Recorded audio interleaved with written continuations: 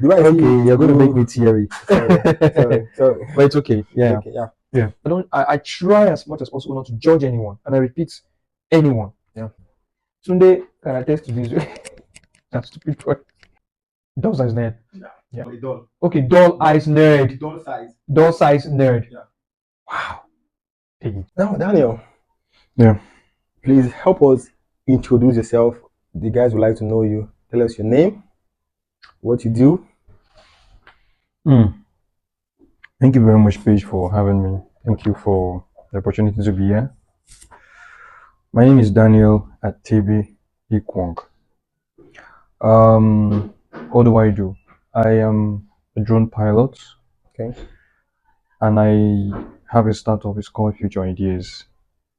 What we're doing at Future Ideas is we are equipping young people, particularly students, but then again, we're also doing for aspiring drone professionals on the basic knowledge of drone technology. Oh. The Nigerian market for drone technology for 2024 so far, this first quarter, has accounted for over 13 million US dollars in terms of sales of drone equipment.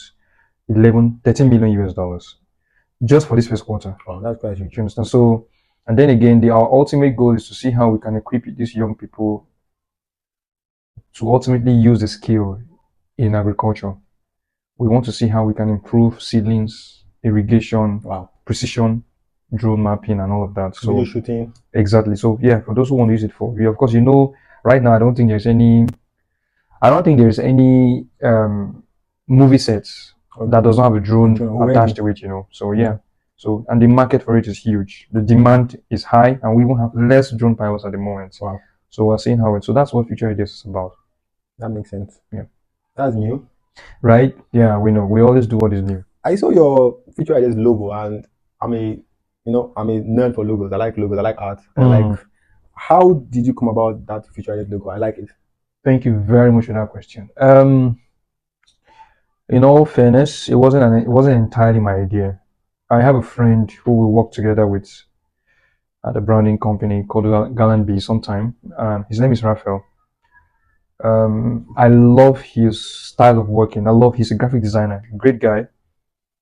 So I reached out to him and like, bro, I need to create a logo for my company.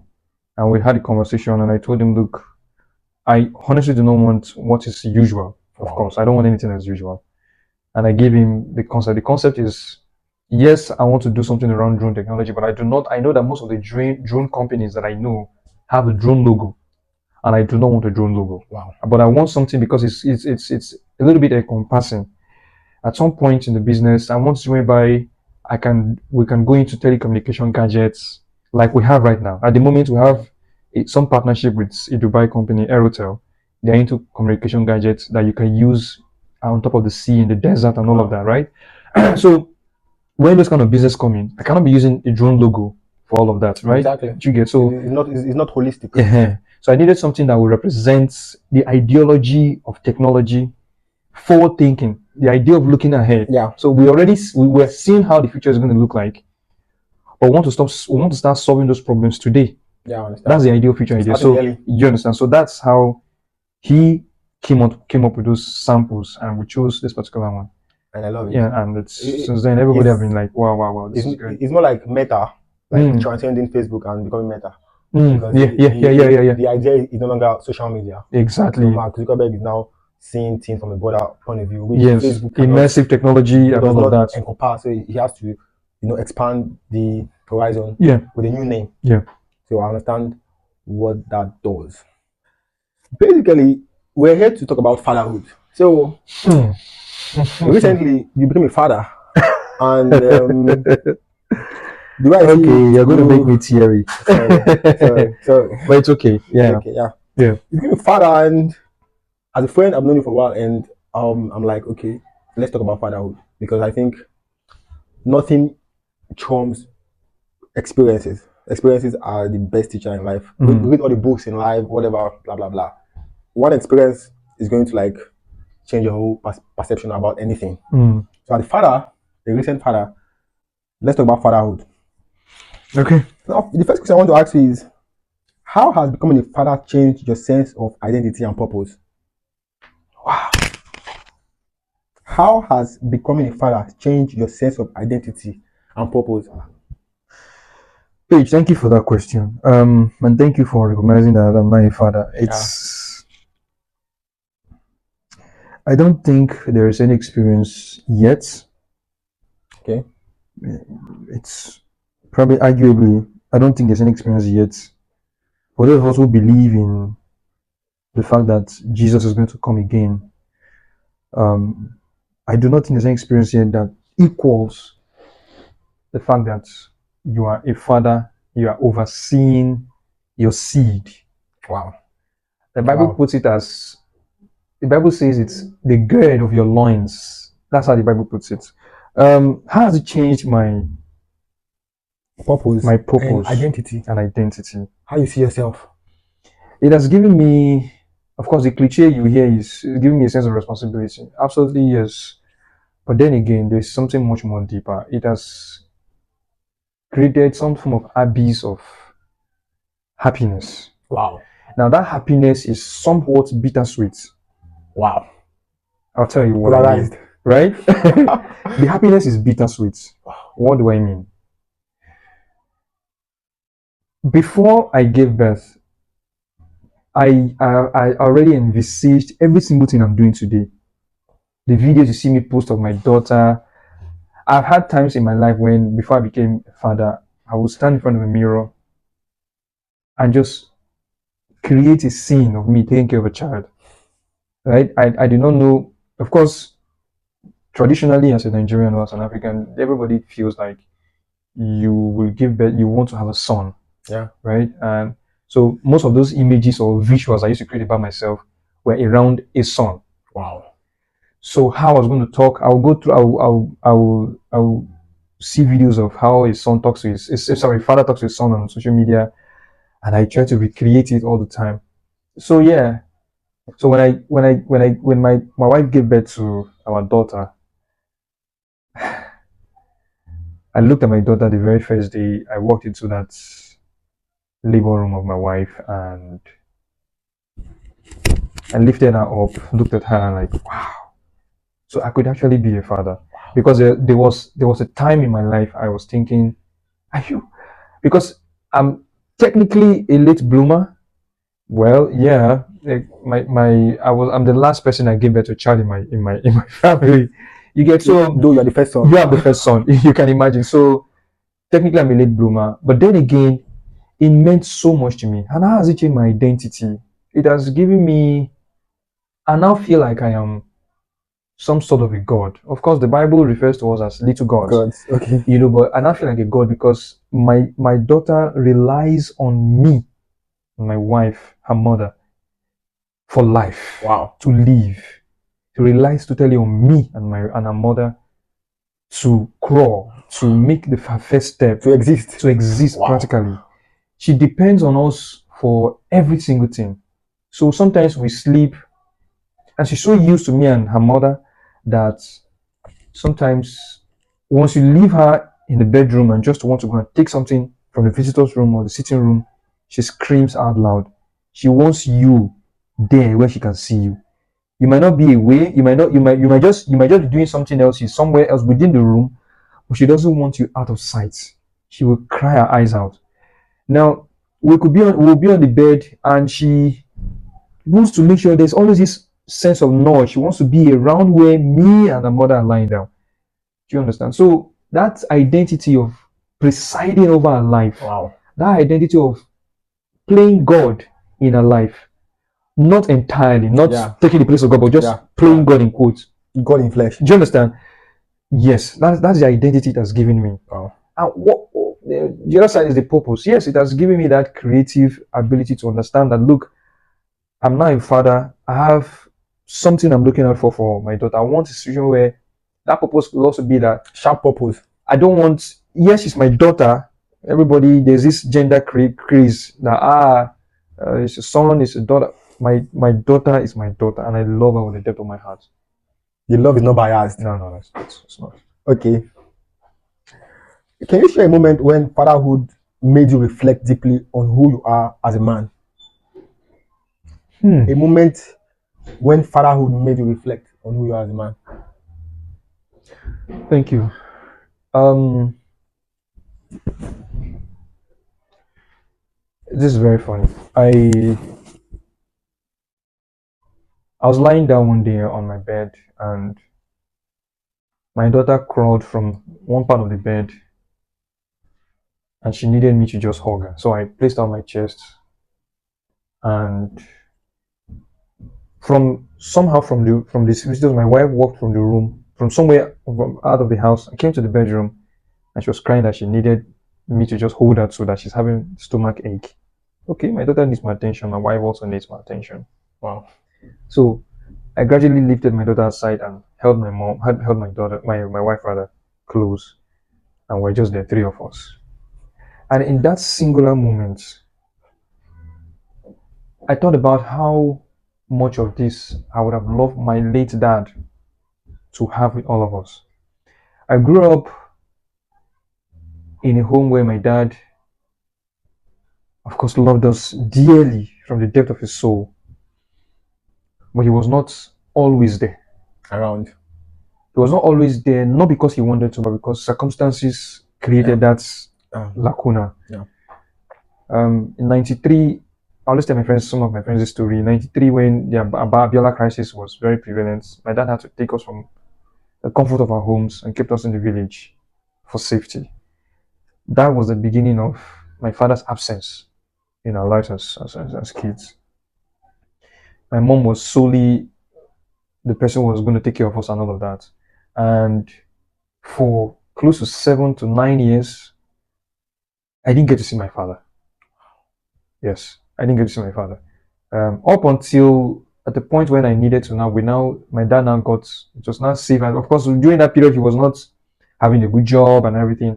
And then at some point, things became a bit okay. And they now said, okay, we can now come back. Even coming back, I only came back with my other sibling to see my father. My mom also now stayed away from us for some time. So that period, that singular moment gave me that feeling like I am happy and glad that I even have a job or say a business that gives me the opportunity to always be there for my wife and my daughter. Wow. Yeah. I understand. So you're trying to fill up the gap. Mm. That's great. Okay, let's do this one. What aspect of your upbringing have you consciously decided to carry forward or change as a father? Wow. Thank you. That would be how my father takes care of my mom. Wow. That would be how my father loved my mom. That would be how my father wanted us to go to school. It's a conscious effort to love my wife, whether we don't see bread to eat, whether I am down on the ground, whether I'm down in the mud. A conscious effort to always be there for my wife. There were moments where I thought things were going to be so bad. My wife have always been there.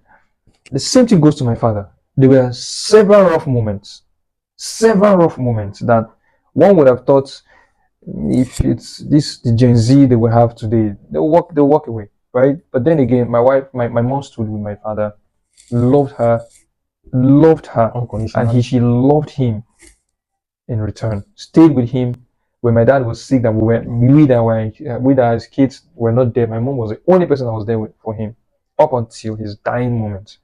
So that has shaped my life as a child, and I want to love my wife. My dad never raised his hand on my mom, never for once. My dad barely raised his voice on my mom, barely. Talk more of raising his hand on my mom.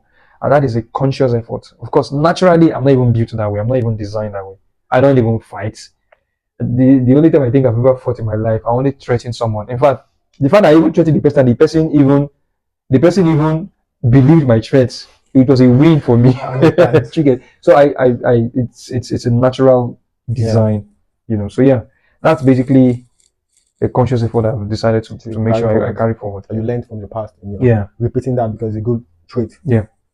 Okay, I know we've talked about this before just now about gender specifics, but this time I wanted to answer it from the depth of the soul, based on African tradition, placing male child, as more valuable above female children. Are you gender biased as a father? Are you gender biased? That's a Are good you gender question. biased? And not because I have a daughter, but because it's Daniel. That is me. I am not gender biased. As a matter of fact, Yeah. at the back of my head, I've always wanted to have a daughter first before a son. I don't know why. Probably because the wife I'm married to is a daughter first Oh, before. males. Probably because of that. But then again, I'm not a gender biased person. Jesus, I love the fact that God gave me a Daughter daughter. first.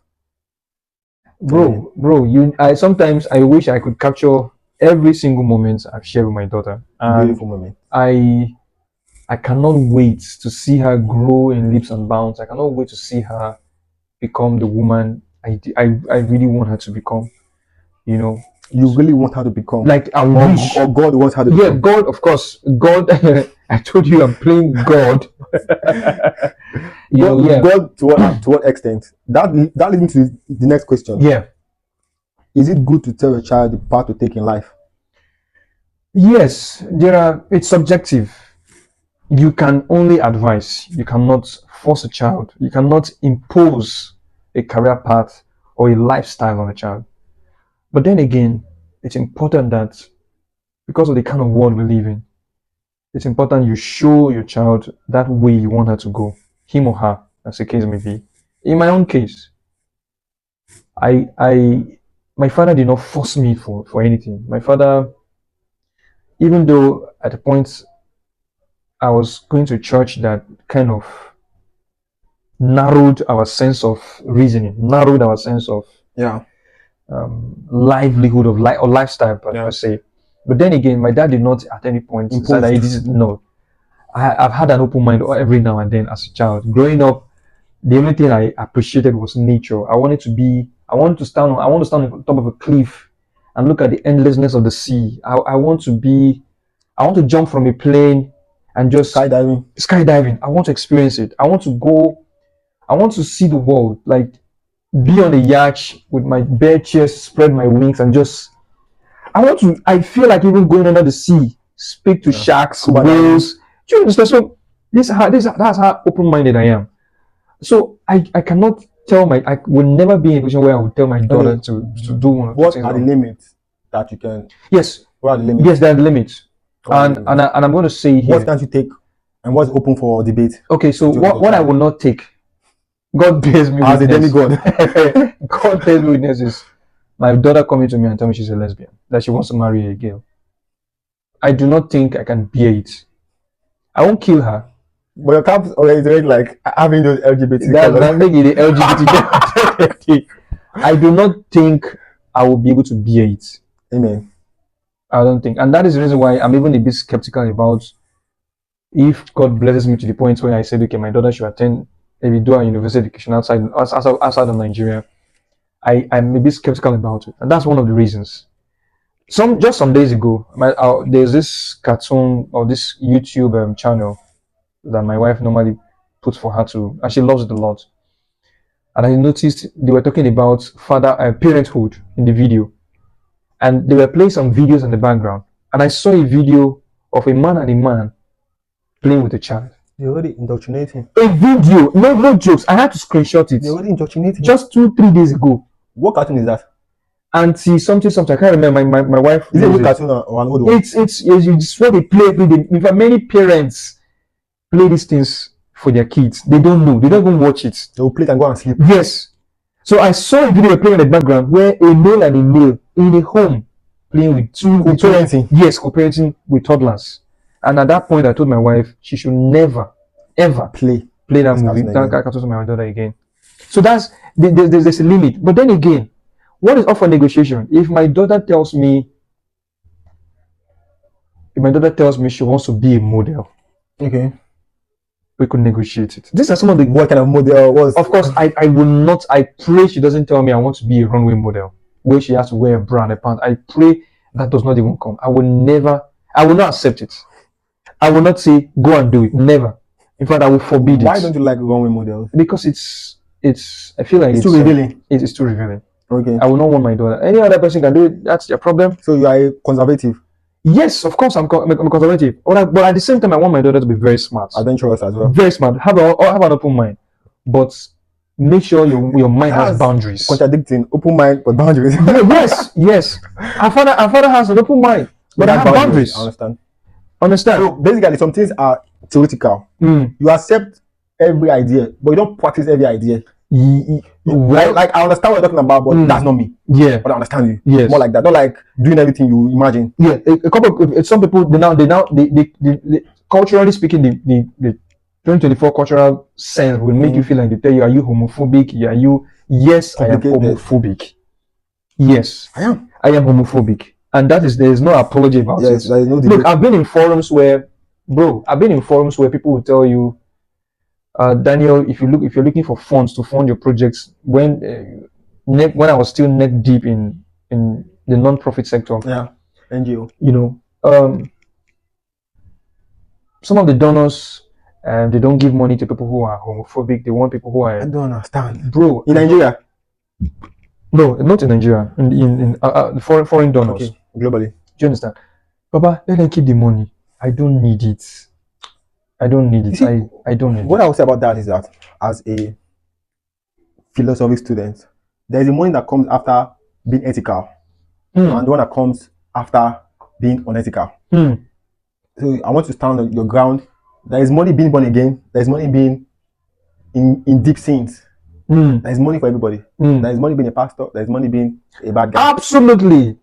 Just chase the money that comes within. Yeah, exactly. Within your sphere. Yes, within your sphere. Your sphere. There is money for everybody. Yes, that's the truth. So if you come to me telling me, you can't force a culture on me. And please, I want to say this because this video might end up somewhere. And I want to say this. I try as much as possible not to judge anyone, and I repeat, anyone. Yeah. But then again, what I don't like is what I don't like. And you have the right not to like it. Yes. Yes. Question I would like to ask you now is the next question I would like to ask you now is family the greatest achievement? Objectively. Because many great scientists never got married, never had kids. Do you think getting married and having kids is the singular greatest achievement as a human being, as most people will argue? Wow. Whew. If it is the singular greatest achievement as a human being, no, it's not. It's not. There are several millions of people who have lived their life happily, without having to bear a child, without having to have a wife. Family is an icing on the cake of being a human. An icing, are you sure? Well, that means it's not the core. It's not the core. And I'll try to see how I can explain this as understanding as I can be. Look, somebody will tell me, Daniel, how will you say that when in the real sense there is an express instruction or express advice or inspiration from God that you should go and multiply? Through the Bible. The Bible. Fantastic. If it was not necessary, why am I even here? Great. But then again, I do not think that, because at the end of the day, what we are all looking for is happiness. Sure. The end goal in all of these things is happiness. Yeah. And happiness is even subjective. Sure. Happiness is even definitive. Sure. There are people who the only means of them being happy is to smoke a pipe. I understand. There are people who their sense of happiness is to have a girl in a hotel room and they are good. There are people who just drink a cup of coffee and they are good. Sure. For me as a person, individually, I love where I am. The fact that I have a wife, the fact that I have a daughter right now that I share my humanity with, I share my love, and that idea, I said it before, that idea of being the person that is responsible for the growth of another human. Let me explain something, Paige. so that this can be a little bit broader. The singular idea behind the fact that you can actually stand back,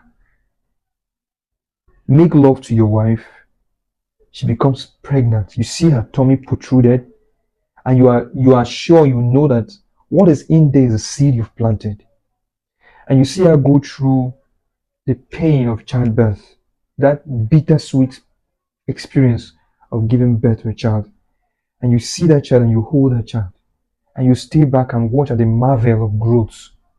You see your child, that baby that is suckling, is she just wants to take her mother's breast, and 2 3 months later her eyes are open, she now cannot recognize you as a father, her mother, and she makes sound. 3 months again later, in 6 months, she now starts having teeth. That's marvel at seeing her crawl. And at some point you see her make baby steps to stand, she makes sound, at some point she calls you dada. Those steps of growth, they don't buy them with money. Sure, you can buy. But then again, if someone chooses, for reasons best known to the person, or for circumstances life could have happened to that person, and the person is unable, or maybe it's a personal decision, it's great. You can also be happy. Sure. Because, bro, at the end of the day, it's a huge, humongous responsibility. Sure. To be financially, emotionally, and otherwise. Sure. Especially emotionally. So you're catering for the emotions of your wife, who my wife is. So in the last 10 months, just 10 months ago, in fact, let's say 10 months plus the 9 months that she was pregnant, is a year plus, right? That she suffered with, I'm using the word suffered advisedly, suffered with carrying that child, and that she's giving birth, and there's suffering in taking care of that child. Although there's joy in it. That's why I say it's bittersweet. Yeah. There's joy in it. There's joy because you've birthed a seed and you can see that seed grow. But then again, if somebody decides that he or she does not want to go through all of those things, their choice, and he or she enjoys that singleness, absolutely amazing. But don't you think that's kind of very, very carnal to say you don't want to go through that because you just enjoy like carnal pleasures? You don't want to go through the natural cause of. Well, that's not your carnal. Carnal. It's still subjective. What do I mean? So if I do not think that if somebody says he does not want to be involved in raising a child or raising a family, it's carnal for him to now. But then again, it depends. Maybe the person might decide that, okay, I just want to start having sex for fun. I do not want the sex to lead to having a child. But is that carnal? Yes, it's carnal. Sex for fun forever. It's carnal.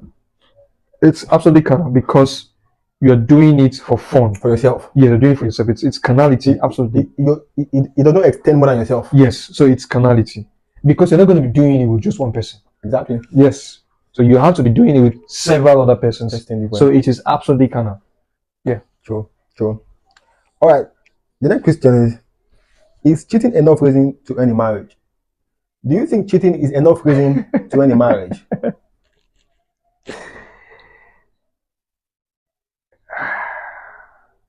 First, if the man cheats. Second, if the man cheats, do you think on both sides, do you think is enough reason? It is.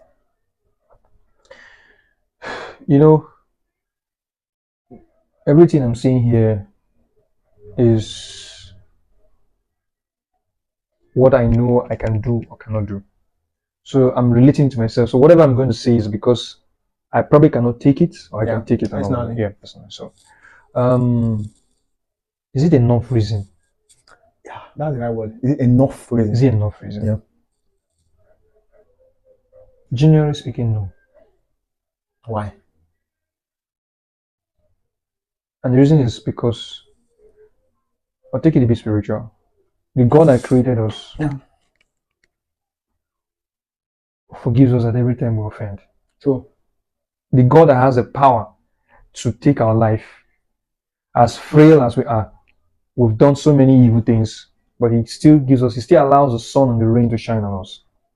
He does not hold our sins against Him. No, so what I'm saying is, generally, but personally, Daniel, is cheating enough reason? It's difficult though. And I know the way I'm saying it is because I have not experienced it. And so I cannot say. What you do? So and I cannot honestly speaking, I'm blank on that. You cannot guess I cannot say what would be my reaction. because it doesn't happen to you. So the only time I've come close to something like that in my before I got married, all those my funny relationships was when a friend of mine, a girlfriend of mine, came to me one day and said, Daniel, someone we were dating. Both of us knew we were dating, and then she came and said, Daniel, look, I'm actually liking someone. No, she didn't say she liked someone. She said a man who she respects a lot is forcing her to date his son, and that you understand? There's someone she respects a lot. He's like a big man, Yeah. and she's saying that the son likes her a lot. That she would like her to be her son's wife. So if she's okay with it, she can be. So when she came to me and she was telling me telling me those things, I was psychoanalyzing her, and I figured out she was saying it with some form of interest. Like she was saying it, there's considering. do you understand? It looked like she was actually considering the offer. Do you get? So at that instance, I felt bad, but I didn't say it out. Yeah. So we had a conversation. And I'm like, okay, no problem. And I told her, okay, if she's good with it, it's fine. And you're like, really? I said, yeah, it's good. If you want him, why not? And that was how she left. But I thought it was just, I was going to get through the incident and no problem. Almost when she left, You were shocked. Sunday can attest to this. That stupid boy, because it was still here in her place here now. So the girl went. I went to see her off. I got back and I started crying like a stupid boy. I was crying like Jesus. So actually, this girl. So and at that time when Sunday now came and said, Danny, what's up? Why are you crying? I told him, I'm not expecting that is what happened. He now called like, babe, what did you do to my friend? What happened and all of that? What now happened after that time, after that incident? I didn't see the relationship as the same anymore. Yes. There's a crack. Do you understand? It happened again with another lady I was dating. She told me there was this little break in our relationship, and she told me, Daniel, look, I'm going to be sincere with you. I had sex with another person. And she came to me, lying on the floor, crying and everything. Crying for what? There was nothing I could do. I said to men that we should please get back together and all of that. I said, okay. But I never saw that relationship. That means you as a demigod don't have the capacity as a god to forgive. Yeah. I didn't see relationship as the same anymore. But I could not tell her, done. But it showed. But it showed that I was not going to do what we're doing again. So that actually affects the structure of yes, yeah, exactly. So I know my wife cannot cheat on me. I know. I know she can't do that. And by the grace of God, I know I won't do that to her too. Right. So the thing is, but generally speaking, it's not enough reason. It shouldn't be enough reason for you to say, sure. Yeah, it shouldn't be enough reason. The next question I want to ask you is the role of fatherhood in shaping family dynamics. The role of fatherhood in shaping family dynamics, how the family interacts as a small community. How do you actively contribute to the emotional and psychological well-being of your family? How do you actively, deliberately, precisely, intentionally? Thank you very much. So, as a father, there is so much responsibility that is on you, and I say that's why I was very, very keen on talking about the emotional aspect. So, whether we like it or not, women will be women in terms of their capacity to deal with issues, to deal with tough issues. That's true. They will be women. It is natural for men to be the tougher people. Sure. And that's the reason why society have made it look like men should not be able to cry. Men should not be able to show emotion. Men should not be able to show vulnerability. What do you think about that? I think it's not true. I think it's not good, and I think we need to stop it. We need to give room for men to express vulnerability. Emotions. Somehow, vulnerability has been a conversation that's limited to women for as many decades as we can remember. Suppressed in men. Do you understand? Men should be the ones that can cope, But then again, how do I contribute to the emotional well-being of my family? I try as much as possible to be present Physically. physically, as much as possible to be present physically. So, and that's the reason why, bro, there are times when I'll be in the house, and if I tell my wife I need to, if she once she knows it's for me to go for my job, she knows okay, this is for job. Like I'm going for my business, I'm going for my meetings, I'm going for my trainings and all of that. Okay, she knows she's going. But once I tell her there's something a little bit extracurricular, I need to see a friend. I barely go out to see a friend, Friend. right? But then again, okay, I need to just step out a bit and see someone. Where are you going to? What is the need of going to that place? My wife will give you 1 billion reasons why there's no need for you to go to that place you're going, as far as it's not business. I understand. And the reason is simple. She just wants her guy How around. did he convince her to come here? Fucking good question. So I only told her, look, it's page podcast. I cannot miss it for anything. Yeah, I Please. appreciate that. And it's because look, we don't get to have time when we have this kind of conversation as guys. And on I camera feel- as well. Yeah, on camera. So let's share this Yeah. to as many people as can get. So yeah, I try to be as present as possible, and I try being present physically is one thing. Actively present is something else. It's a different conversation entirely. So it's not when you be in your room with your wife and both of you are pressing your phones. So yeah, we do press our phones, but we share conversations every now and then. In fact, there are times when my wife, I'll be pressing my phone. Maybe I'm going through some things on my timeline. She's like, "Oga, drop your phone. Let's talk." And it's very important. Do you understand? So we have that conversation. In fact, now that we have a daughter, that one will even because she's not used to the fact that both of us at some point we look at our phones. We could be on our bed and she's jumping from one particular person to the other, me or her, my mom. Sorry, my wife rather. She'll come and see what I'm doing on my phone. If she's tired, she goes to see. So at some point, sometimes I might be carried away, and I'm like, "Hey, bro, I'm not present. you're not present. Talk to your I'm daughter." not present. Do you understand? So I try to be as present as possible and actively so. Yeah. So that's what I try to do. Like that's very important. Yeah. What strategies do you use to foster open communication and strong bond within your family? What styles do you Okay. put in place to foster open Okay. communication and strong bond within your family? Great. Do I even have a strategy? So I think some of these things they just come natural to you. So I will not really say it's a strategy. Yes, I won't say because I do not think it's even something I do deliberately. Sorry, it's something I do intentionally. What do I mean by what I'm saying? So communication especially. So when it comes to communication, I try to make sure I and my wife have wife and my as she's just 10 months old, even as a toddler as she is, I try as much as possible to make sure she doesn't feel like Neglected. yes, neglected. So I sometimes I follow one or two persons who talk about kids. So sometimes they'll tell you if your baby is crying, there is a need for you to always show up when she's crying. Show up. Make her feel like she's protected. Yeah. Because crying is not normal. If she's crying, it means that she wants something, she's hurt. So find a way to make sure you show up. Like, okay, I've Right? heard you. Yeah, I've heard you. Come. That nudge on your chest, that Daniel, yeah. talking about fatherhood, how do you ensure that each family member feels valued and understood? No one is feeling like they're not heard, their opinions are not is not counting. I think it still goes back to communication. You cannot overemphasize the role of how much communication can do in the family unit. Um, it is always making sure that you listening, and you also communicate whatever you feel about that person Yeah. in that family. So my wife, if there is anything there are times when it's as bad as my wife telling me, so it is you, my daughter. Our daughter now has learned how to call now.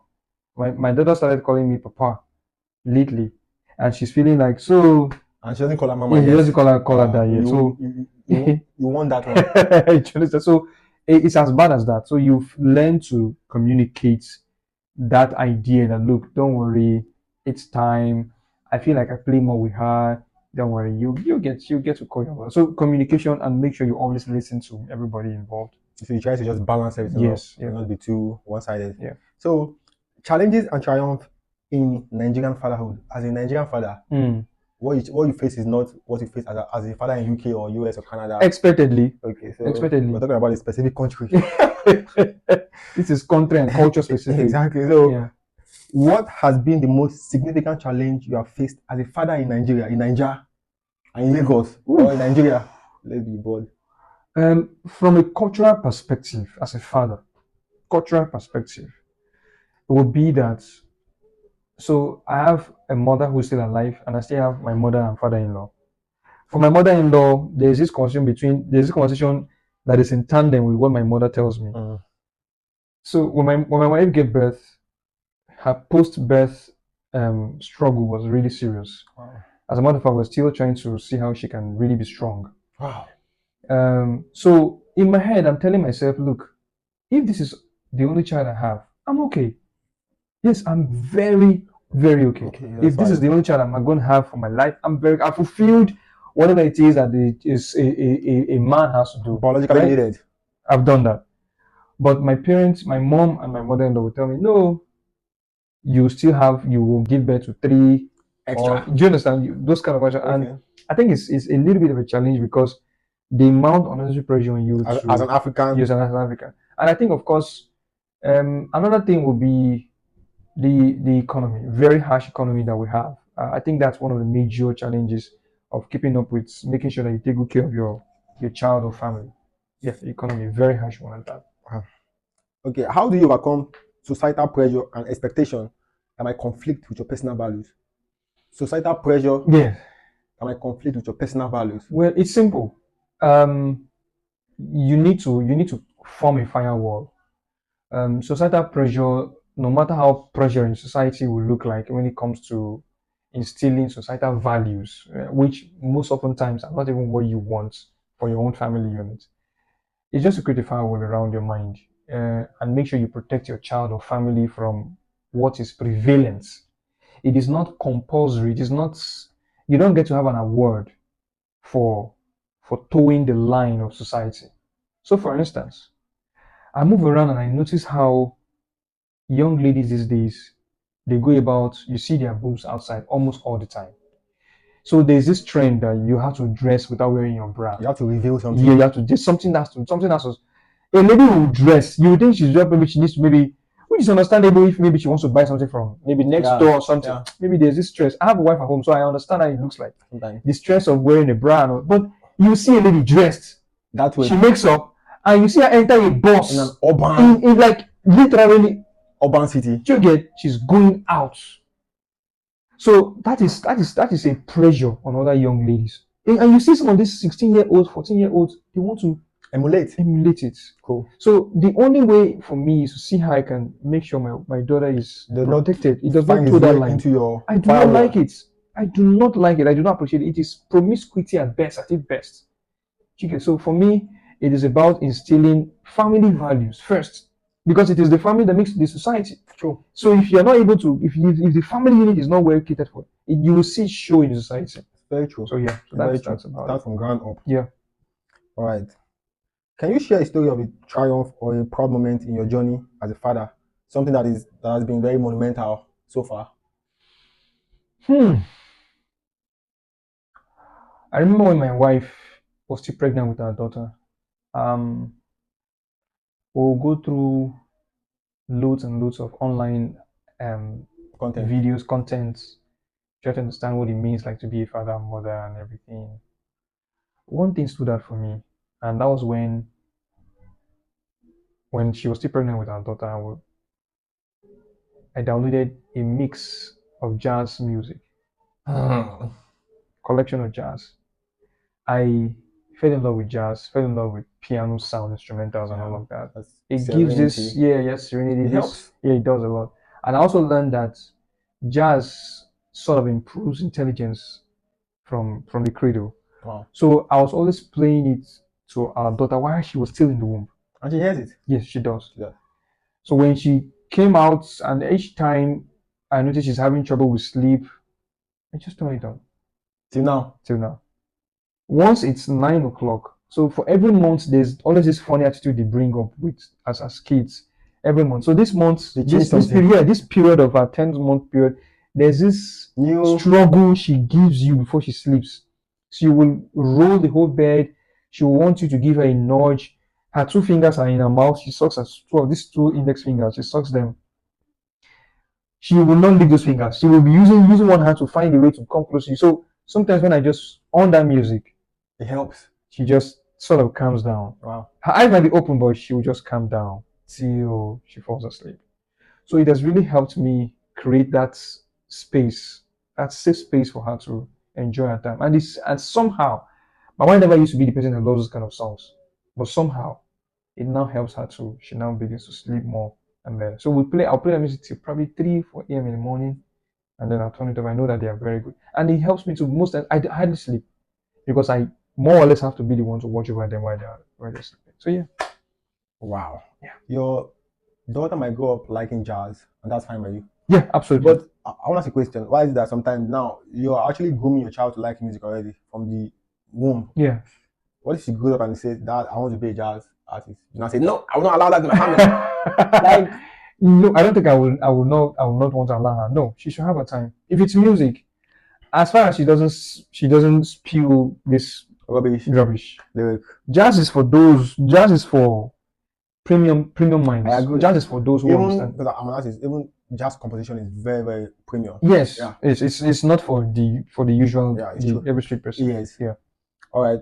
Let's talk about legacy and future aspirations. That's very important. What you want to leave behind and all that kind of stuff. Because life transcends you, let's be frank. So what legacy do you hope to leave for your children and future generations? You know this is deep, right? Yeah, I know. It's deep because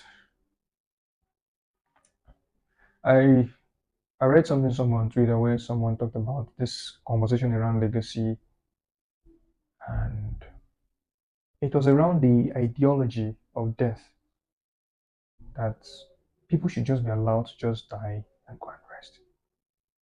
The ideology behind struggling to leave a legacy should not be enforced. Somebody's opinion, anyway. But will I want to be remembered? Absolutely yes. Especially for my kids. I use the word kids because my wife still wants us to give birth to at least one child. I think I would like to, if there's anything I desire within that sphere, I think I would just want them to just know me as someone who a good father, who is loving, who shared love without boundaries. Love everyone. Do not take anyone for granted. I repeat, do not take anyone for granted. Don't judge anybody. I would like them to love every single person that they find on their way to life, because um, I'm not the leave assets kind of person. Okay, if God blesses me abundantly the way He has blessed a lot of people, fine. Of course, you'll be for it. But most essentially, life essentials is love, kindness, because a lot is going on around the world already. So the least you can give is love and kindness. So I would like to be remembered for how much of love I've given out, and it could be even in my little business, in my startup. When future ideas become one of the most talked about businesses in the world, I just want it to be about impacts. How much of people, how much the numbers, the statistics, how much of people have we been able to touch with with the technology we're sharing? I'm very proud to be part of. I'm very proud for the collab of future ideas and those eyes nerd. Those eyes nerd. Yeah. Yeah. Even though I find it difficult to pronounce that, but it's Those fine. eyes nerd. Those eyes nerd. A doll. Okay, doll eyes nerd. Doll size. Doll size nerd. Yeah. Wow. Page. Yeah, so For the records, he's the weirdest person I've met. I take that as a compliment. Yeah. So Kanye said he would like to be forgotten, he doesn't want to be remembered. So according to him, he was like good inventors are forgotten, like people that created the subways, Tesla, Einstein, nobody knows them, but they use their inventions. Eventually, most people will be forgetting. I think he's just trying to accept the fact that okay, you forget me, accept. Do we really think that people can be forgotten? It's strange. I do not think so. I think you're right. I don't think. Yeah, like totally so. forgotten. Yeah, forgotten. The worst that can happen is depending on the scale of life you lived. If you live the life that can the Tony Elumelu be forgotten if he dies? Can Herbert Wigwe, the founder, group CEO, or the group CEO of um, Access Bank, can he be forgotten? No, because of the scale of life he lived. So for me, I cannot be forgotten too, if not for any reason, because of my daughter and wife and my family members. I can't be forgotten. So nobody can actually be forgotten. The only thing is, it is what conversations will happen after your death. The forgotten is your essence. Your essence most likely will die out. Essence in the sense that people will not decide that okay, because of you, they will not go out to do their go about their life. Your essence will be forgotten. Your essence will be it will be downed. So yes, after 72 hours, after you drop dead, if I drop dead today, because I told my wife when I heard the death of Junior Pope, this because of the life he lived, because of the way he cherished his family, I was thinking, when I was told about his death, I just concluded that wow, nobody could actually be too special. Nobody can be too special to die. If Michael Jackson could die, several presidents have died. Nobody can be. So Daniel cannot be too special to die. I've met people who told me they were going to go and have their wedding and they died. The husband died. I've met someone recently when I traveled to my village who told me his wife died during childbirth. And I tried imagining it. I could not bear what would come out of that kind of situation. I hope it doesn't happen to me. But the thing is, even if it does happen, this person I'm talking about, we met at when we were drinking. He was drinking. And he was talking about politics. So it was when we started talking about some things that he told me of what happened to him. So life will continue. So there's nobody will ever forget it. The only thing is your essence, your presence will be forgotten. Yeah.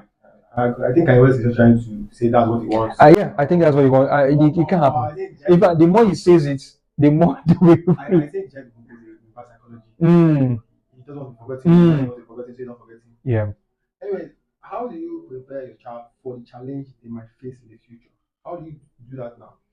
Teach your child the way they should go. So That's a very good question, Paige. Very, very good question. And yeah, um, there is really no particular formula. Anybody who tells you there's really no particular formula because some of the greatest men of God we have in our country, their kids, many of them have wayward kids. Wow. How about that? So there's really no formula. You will only do your best, bro. Sure. How am I going to do mine? I will make sure. That's why I said I will make sure of it. I will always be there. Yeah. I will make sure my daughter, her first date, her first outing to go for a date will be me and her. What do I mean? I want to show her what it means to have a man in your life. So that when you meet another man, if the man is bringing money as a yardstick for you to be with him, you can tell. This is not it. Do you understand? I want my daughter to be my best friend. And because of the amount of evil I see go around that happens to a lot of girls, I want to make sure she understands that there is more to life than dating. There's more to life than being with a man. And I'm not saying this is way outside the sphere of feminism. This is way outside the sphere of saying that an independent woman. I just want her to have a balanced life. I want her to love. Choose the guy you want to love, but learn how I am your mother have lived. You get so, but definitely, I want her to be the person that any man that want to talk to you will probably do some homework. Sure. Yeah. Because of what you know. Yeah, because of what you know. Nobody should take you for granted. That is true. Yeah.